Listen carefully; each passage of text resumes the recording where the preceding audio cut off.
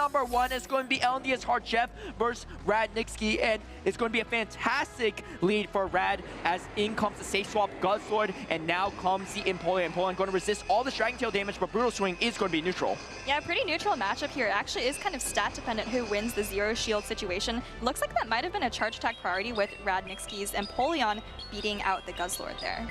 And Drill Peck is going to do a lot of neutral damage, as another one should be able to KO the Guzzlord if Harjef decides to let it go. But Brutal Swing's going to come through first, like you said, on charge attack priority.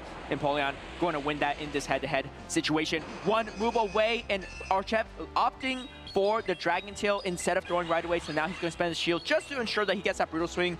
I believe RadNickski may opt to shield himself. Yeah, and you saw how terrible that lead matchup for Harjef, so realizing how important switch advantage was, really wants to try and fight for it here. RadNickski also realizing, hey, if I get Licky on Corsola, I'm probably set. Also wants to fight for it, but Harjef already got another Brutal Swing. Yeah, this is getting a little dicey for RadNickski because the energy, the speed to get to the Brutal Swing is a lot faster than the Drill Peck, and now RadNickski spending both shields. Does Harjef opt to let it go, or does he fight for the switch advantage? Because like you said, that lead matchup is so disastrous, or does he opt to shield and try to win switch advantage? It looks like that is going to be what he goes for. Goes for the Brutal Swing. Does RadNickski go for a catch? No, he throws in between the Metal Sound, getting as much energy as possible and also reducing the health on the Guzzlord to prevent a really strong farm down from RadNickski. And now he has one switch advantage. Yeah, 4 shields down in that middle matchup, so we'll have to see what RadNickski decides to bring in here. Just gonna bring in the Licky. Maybe doesn't want to reveal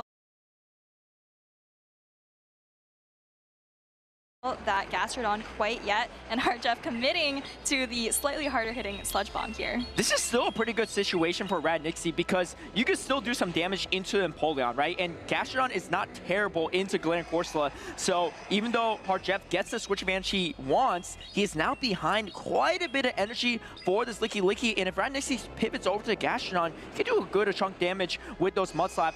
Looks like he's going to stay in for the time being. Oh, and goes and catches the Hydro Cannon on the Gastrodon. Still going to be the right move to throw into Gastrodon, but at least saves the Licky for later, and it has some residual energy on top of it. Yeah, and this is kind of tricky for Harjef. I think he's trying to bank a Hydro Cannon before switching out, but I don't think you have the health to get there. Yeah, you see Empoleon go down, and Corsola's now going to come in, but I mean, there's still a half health Licky in the back, so this is looking pretty good for RadNickski. Yeah, that's really tough for Harjef, because if he got to Hydro Cannon, it would be a different story, but now that he didn't, he gave so much extra energy to the Gastrodon, and now this Galarian Corsola is incredibly behind. Let's not forget, there's still Licky in the back, and Harjef trying to just go for the entire Astonish down, knowing that he needs this energy for the Licky, but I just don't think you have enough health to hang on. Water Pulse, not enough to KO, but here comes RadNickski with the combo play, double resistant body slam. It's not going to do a lot of damage, so it might just be the damage RadNickski needs. Yeah, I'm not sure. Yeah, Corsola actually hangs on there, but this Power Gem not going to be anywhere near enough to take out the Licky, and I think RadNickski gonna be able to hang on and knock out with that rollout that just went through. This might be upset city here as RadNickski takes a 1-game advantage over LND.